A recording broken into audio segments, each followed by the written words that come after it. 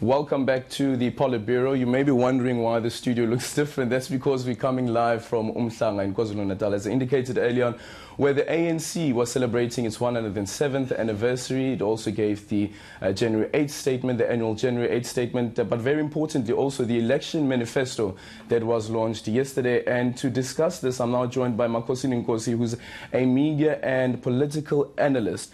Makhosini, thank you so much for joining us this morning. Media and political consultant. And consultant, sorry. My apologies. No problem. When you take a look at what transpired yesterday, for instance, the packed stadium, it's something that we haven't become accustomed to of late when it comes to ANC events. The ANC managed to pack the stadium to the rifters as well as the overflow area. What can we read into that? And also considering that you had a lot of young people being part of the manifesto launch as well as the celebrations yesterday.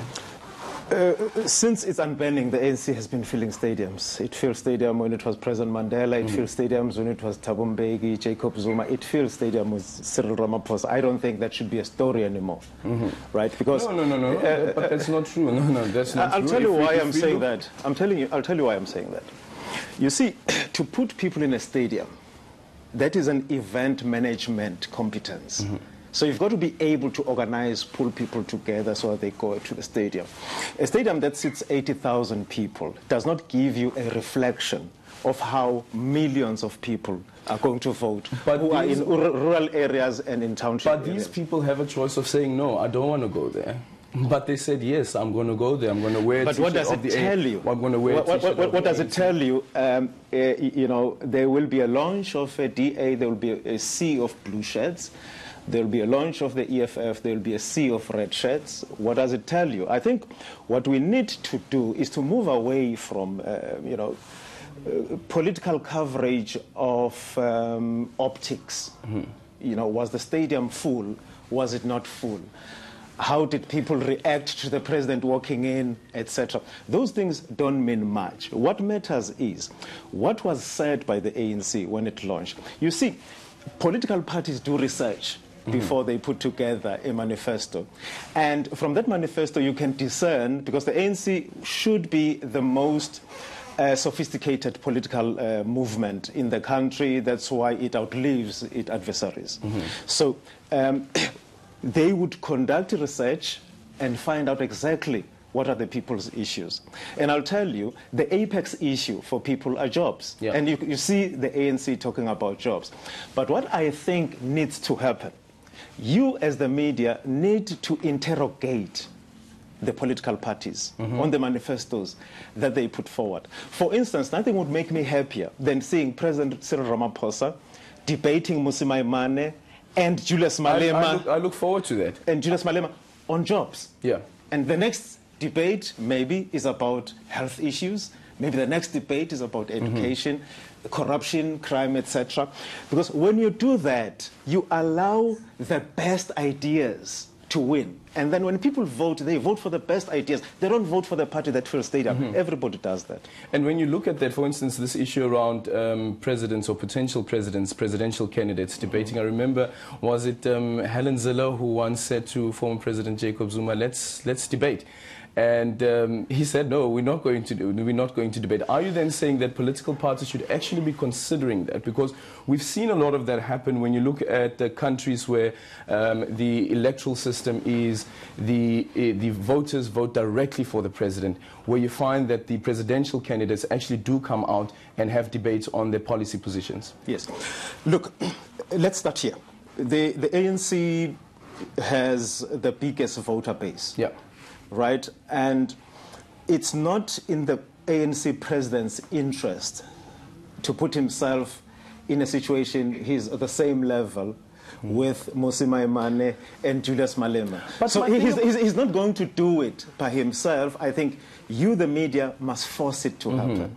Must force it to happen, that debate these issues. You sit down, you talk about jobs. Because if you don't do that, I promise you what is going to happen is everybody is going to come with a manifesto and say, another political party may come and say the minimum wage should be 25,000 rand. That is populist. Yeah. That may get them votes, but is it practical? It's not. At what point then do you interrogate that? If you just allow them to launch their manifestos and say whatever they want to say, and they go back home, they continue doing what they're doing, they are going to be cherry-picking issues that are easy for them to talk about. Yeah. But if you force them to a debate, they will be forced to answer, how is this thing going to happen? You can have a panel afterwards that talks about, of the jobs program, that was put forward by the ANC, DA, and EFF. Which one is more practical? Which one can work? So you inform voters when they go out, they vote for the party that talks about what really matters to them, not about who fills the stadium. That doesn't matter, to be honest with you. That's not important. That's not important. Actually, it's a distraction. We have been distracted all this time in this country. Think about it. We've been distracted all this time. There will always be something that distracts us. You know, we have been addicted to scandals, for instance. I mean, every Sunday newspaper would want to lead with a scandal, and they don't talk about the issues that really matter. How are you going to create jobs? We've got an unemployment rate of over 27%, close to 30%.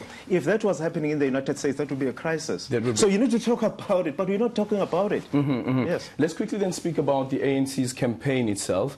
The party is saying, let's build South Africa together.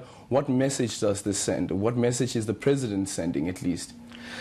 You know, I think in the ANC you have two very strong groups. I think that comes from Nasrec. It's one political party, but there are two groups which do not necessarily have the same view.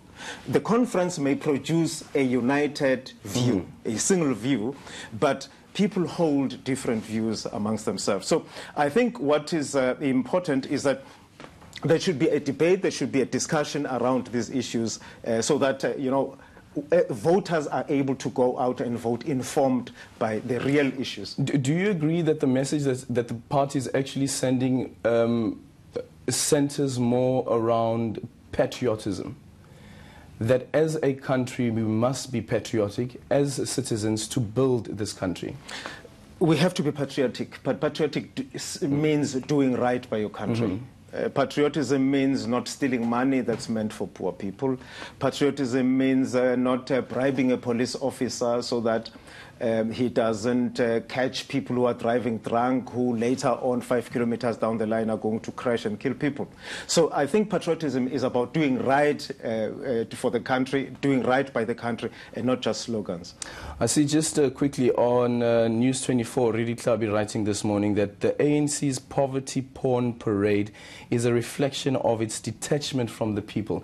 You may have seen on social media the party doing its door-to-door campaigns, and one particular picture where you had the former Treasurer General of the ANC walking out of a mud structure, and this was then tweeted, and people responded that this is a reflection of the ANC's failure. Should the party be seen to be, I don't know, playing into the hands of its critics?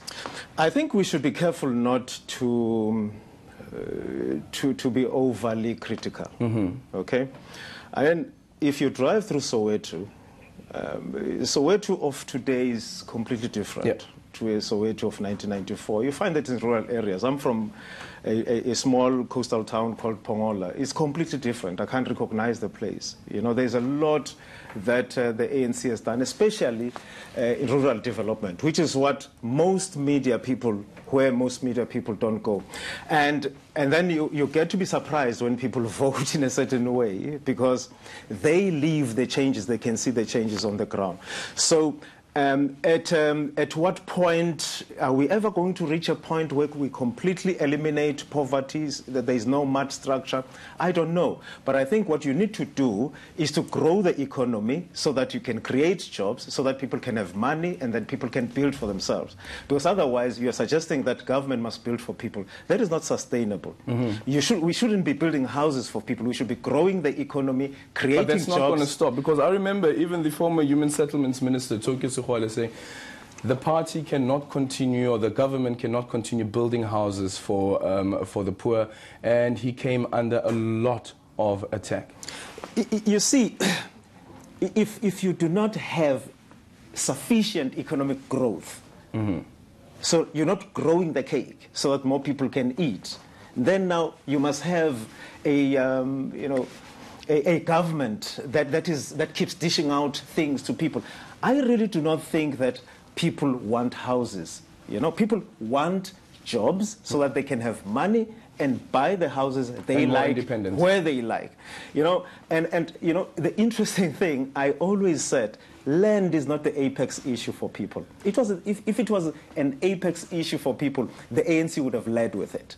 But because they found out that people are more interested in jobs, so they can have money and buy the things that they want.